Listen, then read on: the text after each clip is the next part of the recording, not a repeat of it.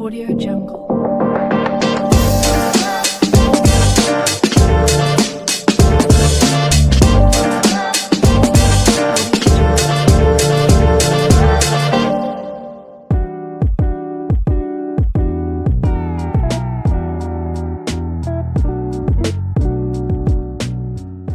Hey people, welcome to another edition of the Melody Makers podcast. It's your guy Timmy the Journeyman, and I'm here with not your regular host Apostle J.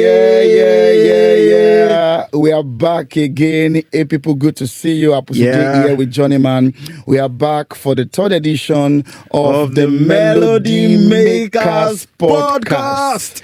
How was the last episode? In fact, it was amazing. Feedback. In fact, the comment section was just explosive. We got a lot of feedback. And, a lot of fire.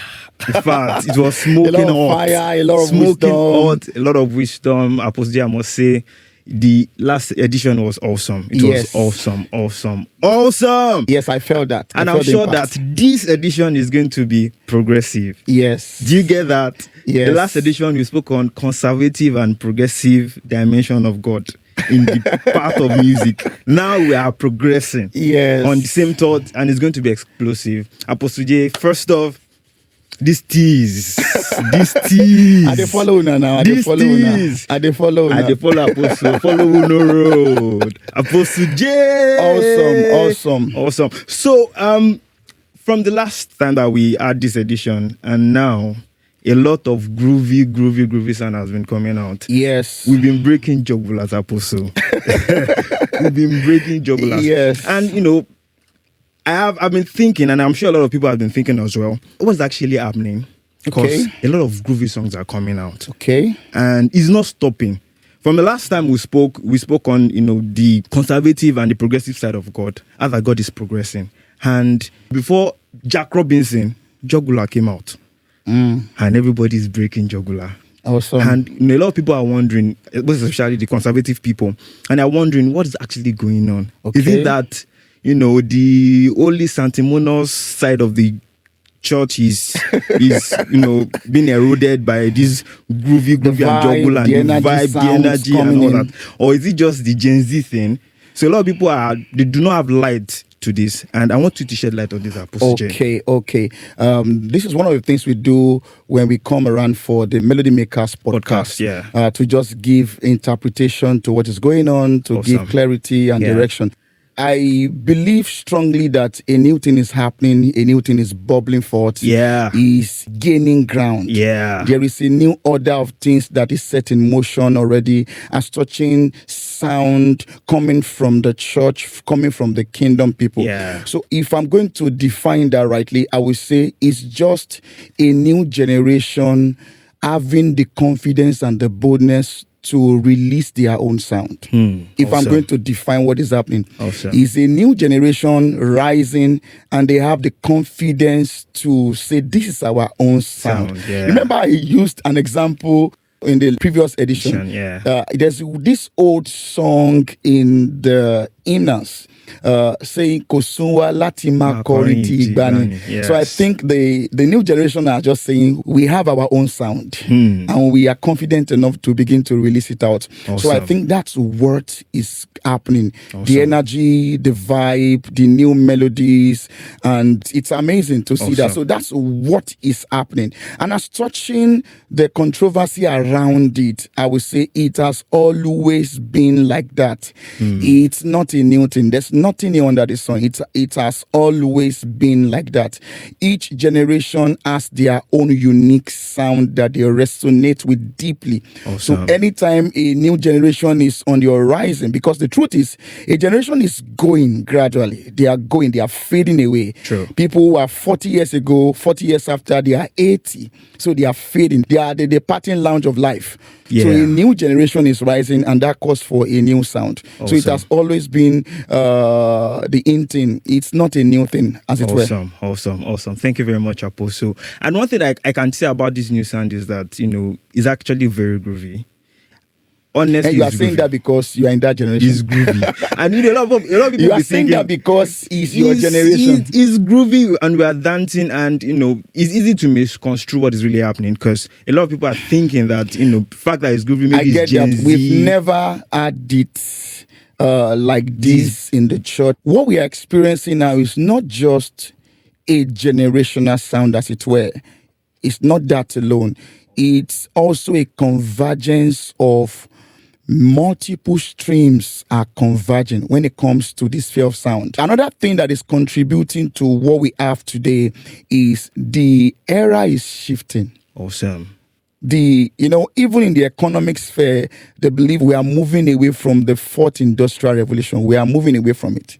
We are moving to the era of AI. Yeah. So the season, the era is shifting.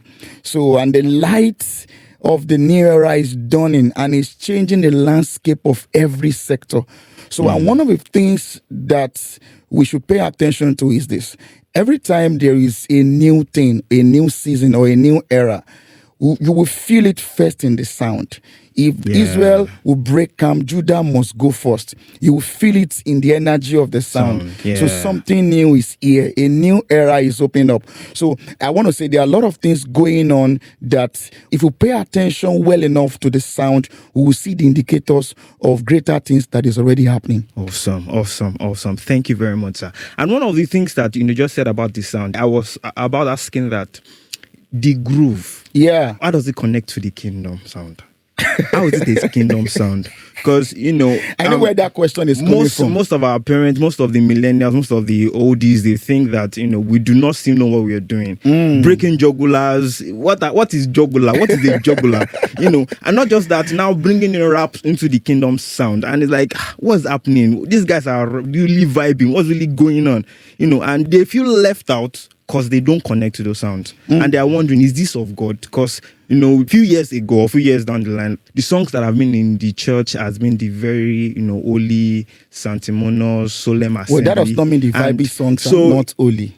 My point, but a lot of people do not understand this. Can you shed more light on this, Apostle J? Okay, great. I love this question because I've been thinking about this, looking at the response I see online from conservative preachers, particularly the old peoples, conservative believers. God is progressive. And I think I dealt with that the last episode. There are things God wants to progress, and there are things God is progressing. And part of the things God is progressing is our sound. So, but there are things that God is not progressive on. He's conserving them. The word of God is not progressing his word. The word of God is settled. The standard of God, the values of God is not progressive on those things. They are established from generations to generations. That a song is vibey does not make it lose its savor of holiness. Yes, sir. That the song is slow and moody does not mean it captures the weight of holiness, as it were. So holiness transcends that. But if I'm going to respond quickly to your question, I would say a new generation is having the liberty to express the word of God, the sound of God through various genres. Now, don't think there is a genre that is more holy than the other. Don't say warrior or blues is more holy because of the tempo than Afrobeat. It's just a level of maturity and understanding that we have attained in the body of Christ. And it's the desire of God to feel all in all. So there's no crime in expressing God's word, in expressing gospel sound in various genres. I know Afrobeat is popular, and Afrobeat has come to its age. Afrobeat has come to its time. Afrobeat has come to its season. For kingdom people to be giving expression to kingdom sound, gospel songs through Afrobeat is not a crime. We need to correct that. That's one. Number two, the old people and the conservative people should also understand the basics. As long as they are not compromising, I know that's the fear. As long as they are not compromising the standard and the values of God with the use of the vibey songs, we should be okay. We should be cool with that. And we should embrace that. And again, let me also say this. if we look back at history, this has always been happening. It's not really new. Awesome. If we look at in the 50s, there's a genre of sound that the generation then resonate deeply with. Yeah, true. There was a time highlife was the in thing in clubs. The church did not embrace highlife at a time, that genre. Yeah. It got to a time people began to embrace highlife, using the genre to express gospel sound. So this one too shall pass. Some people criticize it then that is worldly. So using a popular genre to express gospel sound, to express gospel song is not a crime, as long as the basics, the foundational things are not compromised. So there shouldn't be fear along that line. However, I understand some of the valid challenges or reasoning behind the conservatives' cry against what they see the youth doing currently. I understand their valid points, and which is what will lead me to my next conversation. They have the fear that people will compromise, particularly the younger generation will compromise the sanctity and the reverence of the worship in the temple. And that is a valid point. I consider that very, very valid. True. No, the last time I spoke about temple sound, that the kingdom sounds transcend temple music. Yeah.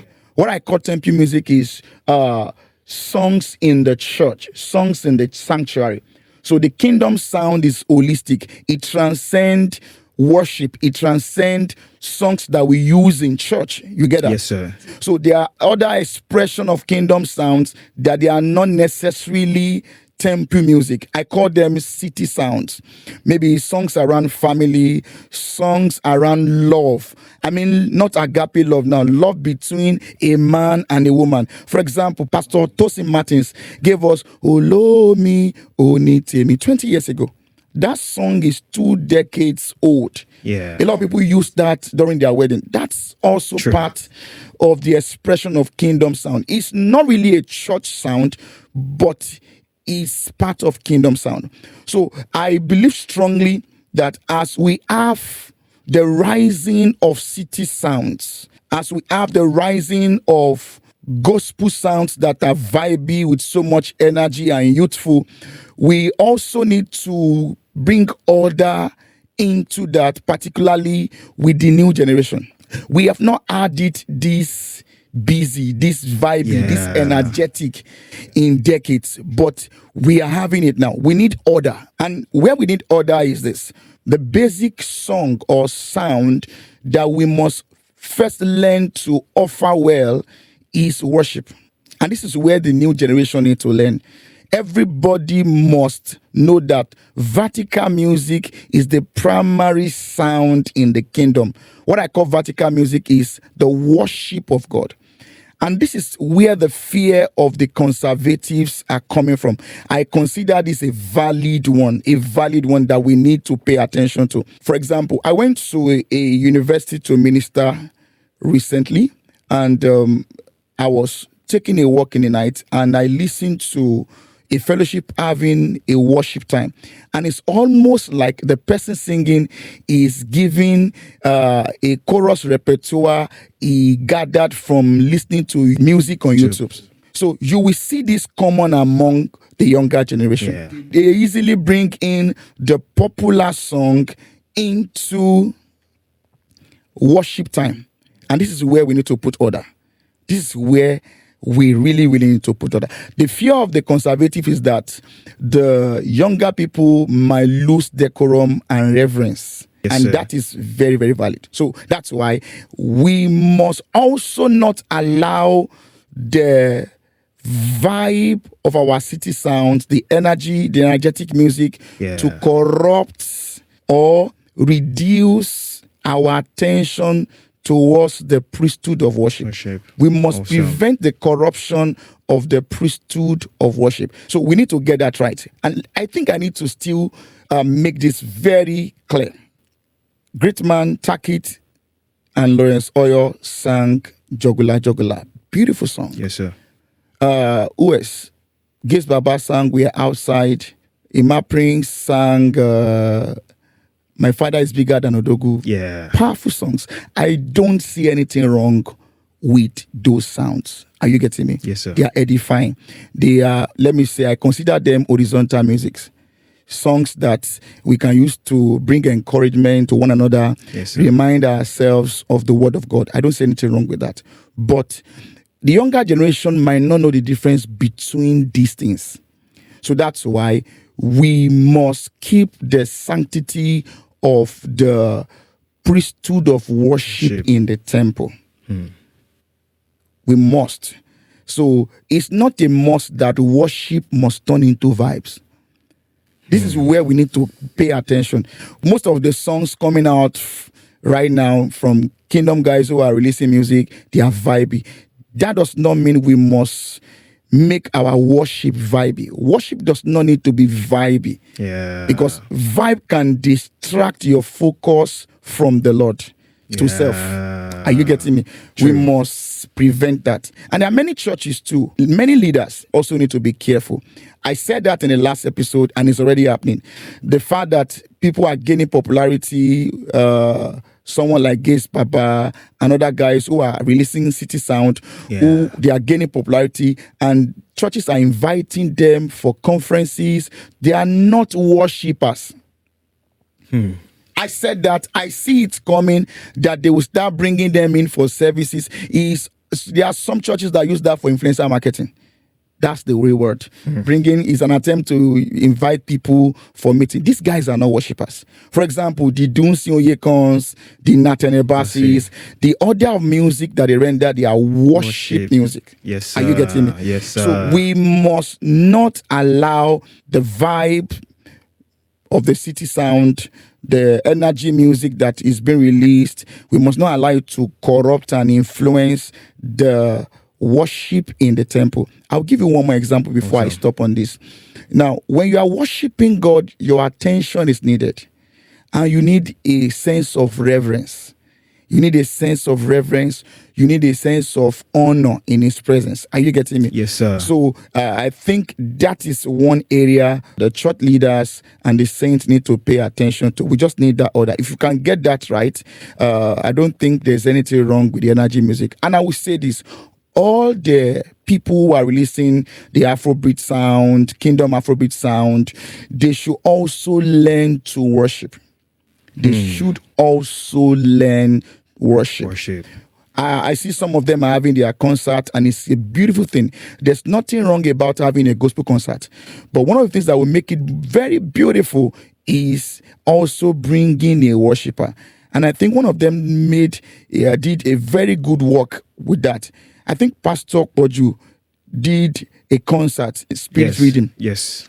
Brought Great Mantakit, Sound of Salem. If you look at it, they also end with worship. Yeah.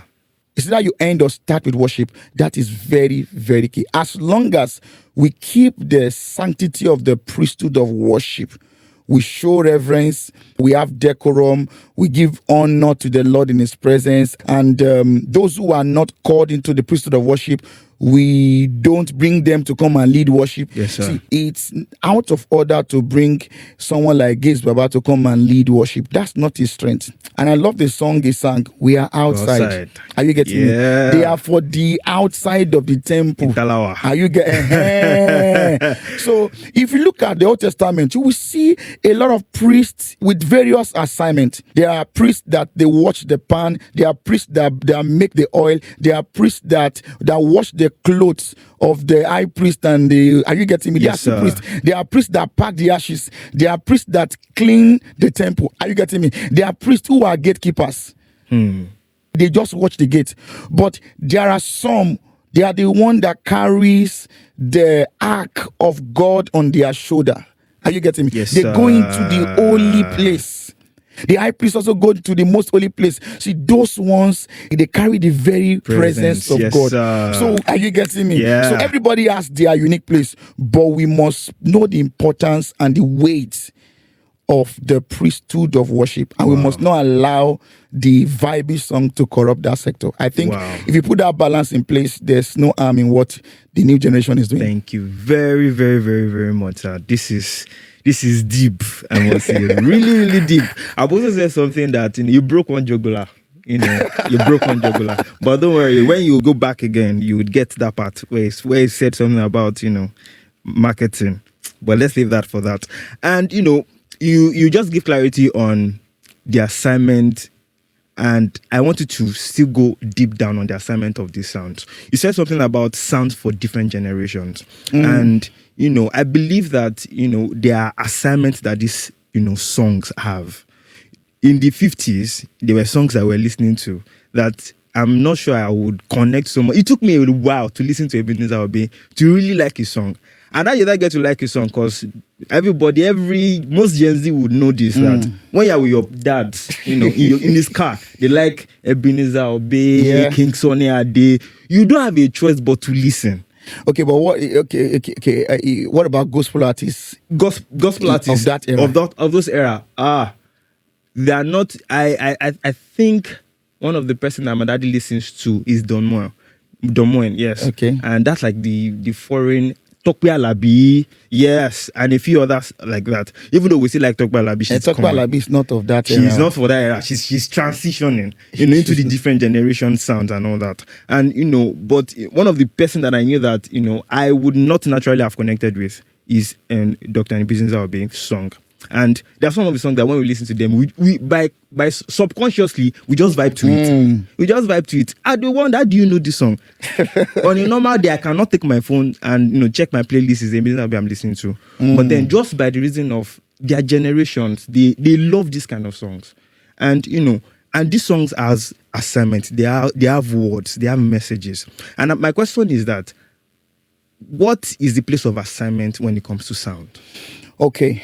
That's a very good question, but it's lumped up with another question.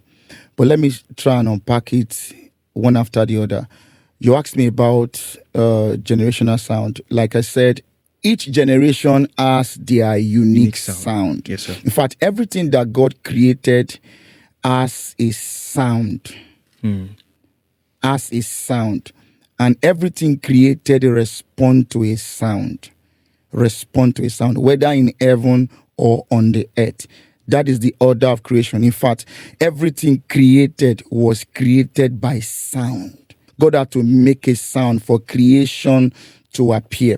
Are you getting me? Yes, everything created. So everything has a sound, makes a sound, and everything has a unique sound that they respond to. The same way for each generation and each tribe and tongue. Each tribe has their unique sound. If you see a Fulani person, they have a sound that they produce. If you see an Igbo man, they have a sound, are you getting me, that they produce, that is native to who they are. Are you getting me? Yes, sir. So each tribe has their unique sound. Each generation has their unique sound, and they have a sound that they respond to. Yeah. So the reason why some of the artists, the gospel artists we have today, they are weaving their sound into more energetic genre, Afrobeat and the likes, Afropop, is because the new generation respond to that sound. Let me use the example that you used as well. In the 50s, let me say in the 60s, 70s, the popular genre then was highlife, and reggae also was emerging. Reggae had its peak in the 80s, from early 70s to 80s. Now, if you look at those who are 60s, 50 years, 60 years, 70 years, growing up in their generation, they love reggae music, they love highlife music. That was the sound that resonated deeply to their generation. Are you getting me? Yes, sir. So, but this new generation, Afrobeat resonate deeply with them. So it's so normal. It's just what they resonate with. Let me say this before I move into your next question. I want to go back to the first question you asked me and link it with this question. And this is for the people who have issues with the things that is evolving with the kingdom sound, the Afro gospel. I want to say this because of them.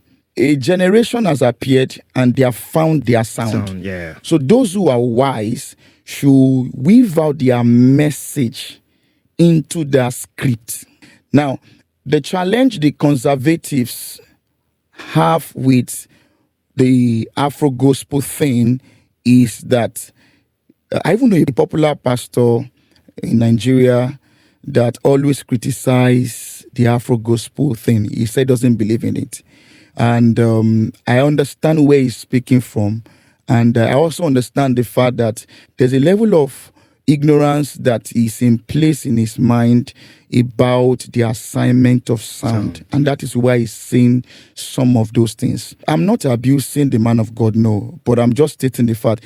Because if you look at history, this thing has always been the pattern. It's nothing new at all. He said something that I want to mention. He said, a song, making reference to I Have Decided. He said, a song that makes a generation to cry. They turned it into vibes. Now, I get where he's speaking from, but he is not aware that songs can be put into different assignments. Are you getting me? Yes, sir. 2 different generations sang the same song, or let me say 2 different artists sang the same song, but they put it at 2 different assignments. They weave it into 2 different assignments. The one that Gates Baba sang cannot make people cry. Yet, he's still doing the work of God. It has made our confession, the good confession of our faith, to be popular globally. It has accomplished something. Are you getting me? Yes, sir. It had made the name of Jesus popular globally. Yeah. There is a renaissance of evangelism and the confession of our faith globally through that sound. So that song was put into a different assignment. So let me quickly respond to your question.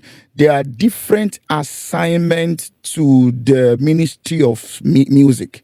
So you can use your music for different assignment. So, but what people are accustomed to, particularly conservative preachers, what they call gospel music is basically evangelistic sounds. Are you getting me? Yes, sir. It's basically worship songs. Once it transcends that assignment, they consider you going off. Are you getting me? Yes, sir. There are other, even from scripture, from the Bible. Look at the book of Revelation. In heaven, songs is put to different assignments. Song is used for different assignments beyond the assignment of worship. In fact, the last assignment the Lord gave Moses in the book of Deuteronomy was to go and sing a song. God said to him that you will not enter the promised land. But see these people, when you die, they will depart from me. They will leave me.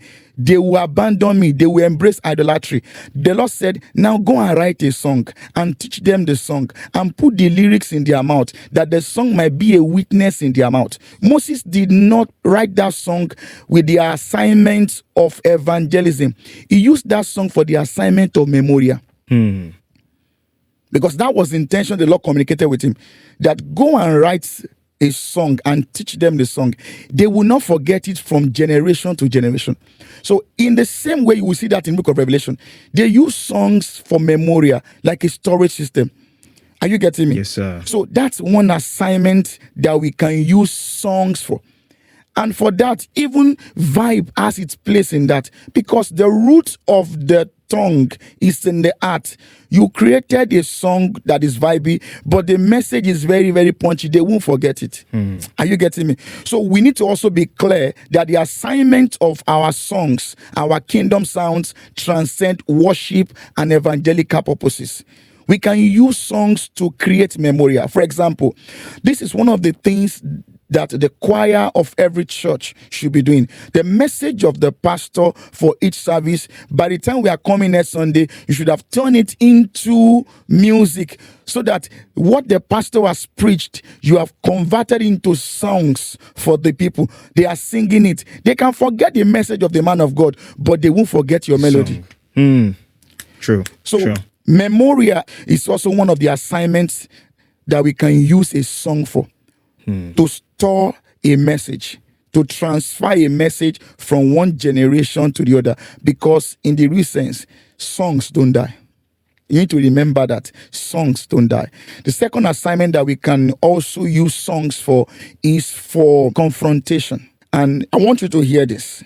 We are coming into a time where songs from gospel artists, kingdom guys, they will begin to do songs, release songs that are for the assignment of confronting the ills in the society, to confront unrighteousness amongst us in the church.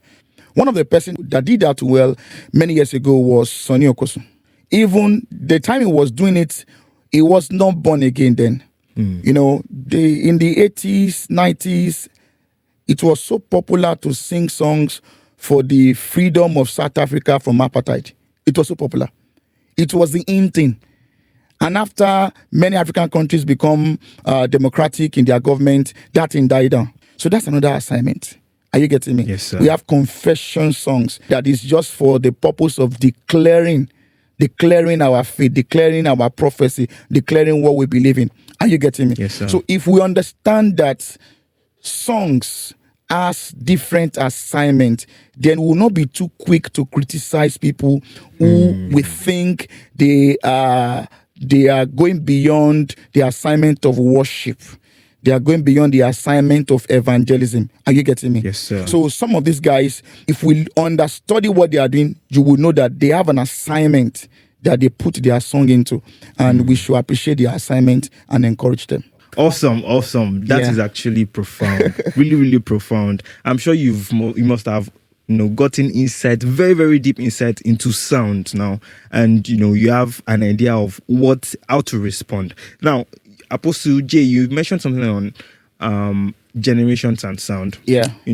And between generations, I believe that there's a transitioning from a sound to the sound to a new generation. And I mean, we are into it currently, and a lot of people are not responding rightly because they are wondering what's actually going on. But that's normal. How do we respond? And how can you speak to the transition of sound between generations? Okay.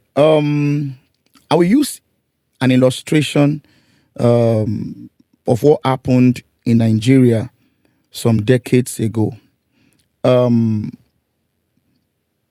the 80s, in Southwest, I don't know what happened in northern part of Nigeria. In the 80s, if you look at the church and if you look at the secular space, the sound that generation respond to, all the sounds, all the genre they respond to are very, very slow. For example, in Southwest, Ayinla Omowura was very, very popular. Yeah. Singing Akbala, and everybody loved that sound. Very, very slow. Very, very slow. Sunny Ade was singing then. Juju was also slow. In fact, few words, plenty guitar.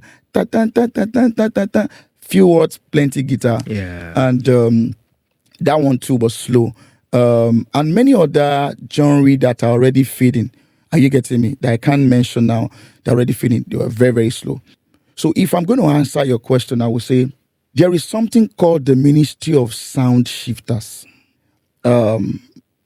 It's not that there are people who are called into the office, but a time will come where people will feel the need to shift the sound.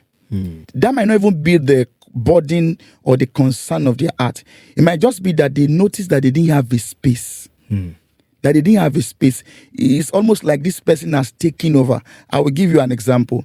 In the 80s, 90s, I will use Southwest as my case study. If you pick King Sunny Ade and Ebenezer Obey, they play guitar and everybody loves them. So there's no space for a young artist who also want to be heard. So, and that was what happened to Shina Peters. He tried, he had a band with maybe Adekunle, I can't remember the full name. He had a band, they did about 2 albums together for 2 years, thereabout. And somehow the thing didn't blow the way he wanted. Then he moved back and didn't do music for some years. Then he came out with powerful sound. Yeah. And he called it Afro Juju. Yeah. So that's an example. So he actually increased the tempo. He increased the tempo of Juju music to make it more funky and more youthful. then that became the game changer. And he dropped playing guitar.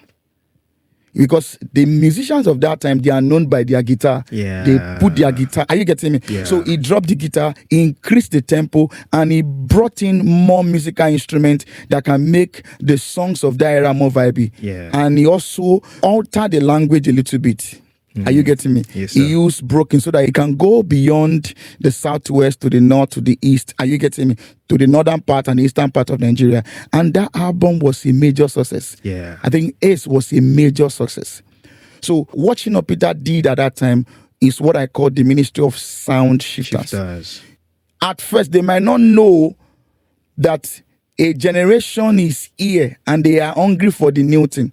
See, at first, in a season, you might be looking for something new and you don't know what that thing is. But when you see, say, this is what I've been looking for. But what he was looking for is that he noticed that there's no space for me. It's like King Sunny Ade and Ebenezer Obey, they have taken the whole space. Yeah. And you get him. And he wanted to create something new. But he eventually shifted the sound that a generation has been longing for. Yeah. So that's an example. Awesome. Another example is Two Face. If you look at in the two let's say 1990s down to 2000, there is appreciation for rap music. Yeah. So the younger generation embrace Western music. That's where people love to dress like Tupac. People love. Are you getting me? People love to dress like 50 Cent. Want to rap like them. Are you getting me? Yes, sir. So in that era, the Western music influenced the younger generation in Africa. Are you getting me? Yeah. But it got to a point, the hip hop guys in the secular space began to also develop their sound, work more on their sound. You know, the African Queen single that Two Face released was a marker. That song just defined a moment that we have the boldness to sing our own songs, to love our own songs. Are you getting me? Yes, that sir. was the tipping point. So what he did there too was also another illustration of the Ministry of Sound Shifters. So it is the sound shifters that come in once in a while and shift the sound. They give a new generation that this is your sound. They redefine. Another person that did that was Barrister. You know, Fuji was slow before, Fuji is an offshoot of Were, a slow music. Are you getting me? Yes, sir. So very, very slow, like the way Islamic clerics sings when they're having ceremonies, were very, very slow. Yeah. And really, really cultural. Are you getting me? But he had to bring in keyboard. He had to bring in a lot of sound. Are you getting me? He had to bring guitar to just create a new sound. The creation of that new sound resonates deeply with a generation. So when they come, they create a sound for a new generation. What actually causes the transitioning is people stepping into the assignment of sound shifting. Awesome. Unknown to them, it's until they are done and the new generation embrace their sound that will now record that these people eventually shifted the sound, and they produce a sound that the new generation deeply resonates with. So awesome. I think that answers your question. But I didn't have the time to also say this. There are guys in the church who also perform the assignment of sound shifting. Are you getting me? So, for example, now, in the next 10 years, what Great Man Takit, Lawrence Oyor, Grace Baba are doing, will see the full manifestation of what they are doing, because our sound is evolving, is changing. Yes. SMJ is also contributing. Are you getting me? Yes, sir. What they are doing is also shifting the sound. Even in the church. So yeah, it's awesome. Just that thing that transit the sound from one generation to another. Awesome.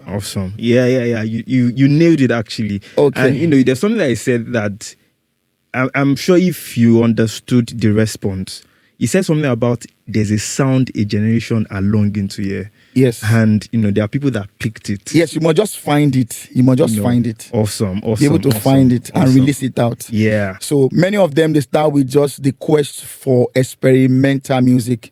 And eventually they get something fully formed that the new generation responds deeply to. Awesome. So I would counsel people who are conservatives to see the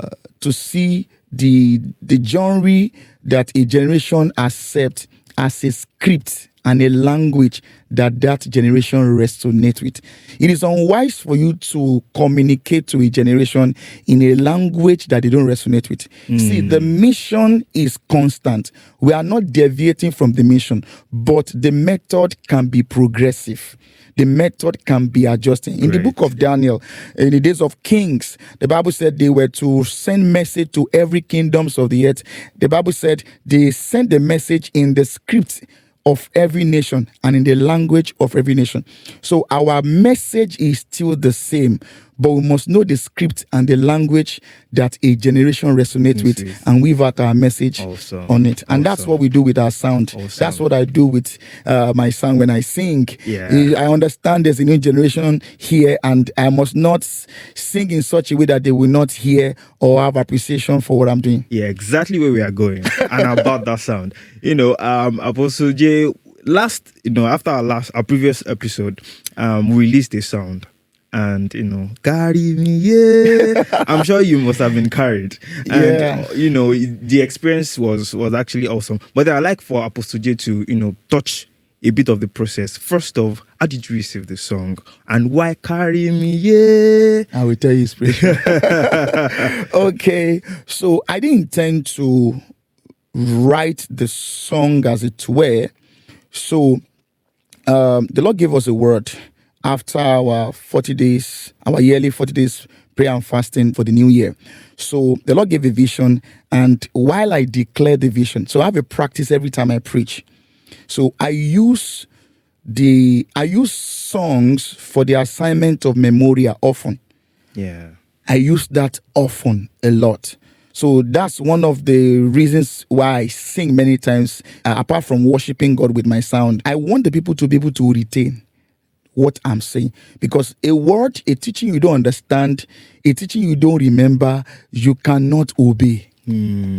Are you getting me? Yes, sir. So oftentimes I weave out my sound for the assignment of Memoria.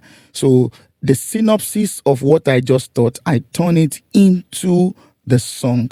So that's the origin of many of the songs. So that day, I declared the word of the Lord, which was a vision the Lord gave.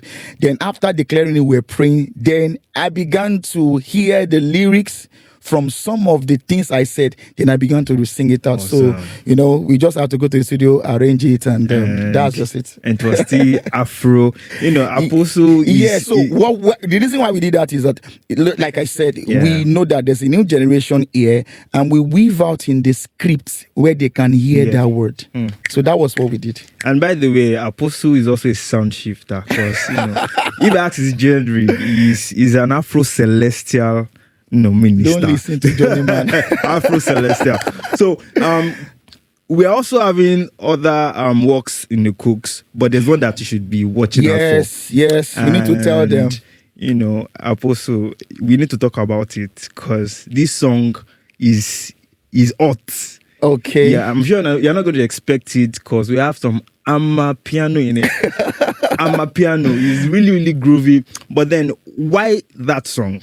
They'll find out from Apostle J, because we wondering why I'm using why. Why not do that just no. Let Apostle J, usher us in and do us. If you want the story of that song, we'll be releasing it very soon. The title is Everywhere. I was praying for Night of Answer, which is a prophetic platform where I do online and prophesy and pray over people.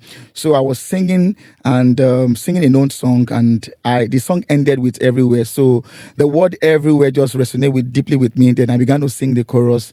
Then that was the chorus of the song. Yeah. Then one day I felt like this song is powerful. Let me do a solo to it. Then I was basing, and the Lord gave me inspiration of the interpretation of the chorus. Then bam, we had a powerful song. And the same thing I said is what we are doing. We weave out the message. The message is the juice of the song. Yeah. Not just the melody, the message. So we weave out the message in a script that can resonate deeply with the new generation. That's why we use Amapiano. So I know some ministers look at me with one eye, this serious man of God, vibing, energetic. Yes, I'm sent to the new generation, to the emerging generation. So I cannot be out of touch. Are you getting me? I cannot be out of touch to them because there's no resonance. And it's also lack of wisdom if people do that. You must be able to resonate deeply with the generation that you are sent to, even in your appearance, in your look, in your sound, in your talk. It's that resonance that connects deeply with them. So I think that's what we are doing with our sound. Awesome. And one last question before we go. Apostle, why Amapiano? Why Amapiano? Trust me, you love it. It's an awesome work, But then Apostle, why what's really going on? Now, I love the Amapiano energy because it's a little bit energetic. Yeah, I want something vibey. Now, I will say this because vibe has its own assignment, especially when you want to create a memorial with your sound. You want something that will go deep into their heart. So there you must get a melody that can enter their heart. So I want that song to get to places that the art places to be. I want the song to reach out to every corner, to every places. Even the older generation will love it because of the lyrics of the sound. But I prefer that genre for that song because it's energetic, it's vibey, and it's youthful. And I want the youth, the younger generation, to actually get the message. So that's why I chose that. Awesome. And you will love it. Awesome. Yeah, you love it. You love it. You love it. Awesome. Before we go, Apostle J, so what should we be expecting? What should our audience be expecting on our next project? Okay, we have a lot of songs apart from everywhere. A lot. True. So December is going to be busy with a song, hopefully by the grace of God. And January, we are releasing a song to open the year. Yeah. The title of the song is All Glory to Jesus. And there are other songs that are lining up. Yes, really bless you. Yeah. I think that's Thank all you I very have to much. say for now. Thank you very much, sir.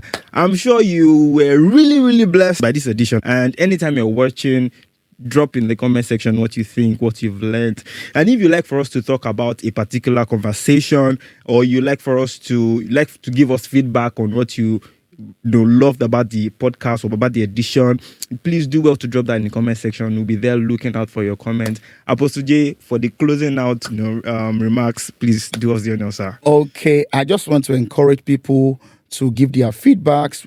Your feedbacks is, the last feedback we got is very, very encouraging. Yeah. It tells us that we are doing something that people are looking for. In fact, some people reached out to me personally that they love this and we need it more. Also. Because what this podcast is all about is bringing definition, interpretation, direction to the things that is springing forth in the realm of sound, particularly in the kingdom sphere, in the gospel sphere. And that is what this is all about. So we will appreciate your collaborative effort so that our conversation can be well-rounded. Yeah. If there's anything that we said that is not fully said or out of context, we will appreciate creative and constructive feedbacks. Yeah. Which is highly commendable. Yeah. And I also want to encourage you to subscribe to to our channel on Facebook, on YouTube, and on TikTok at the Melody Makers Podcast. Just search for the Melody Makers Podcast.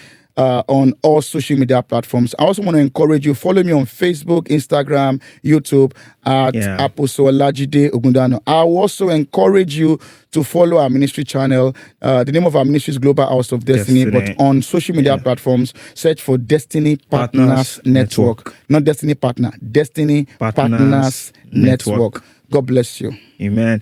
Thank you very much for joining. See you on the next one. Bye.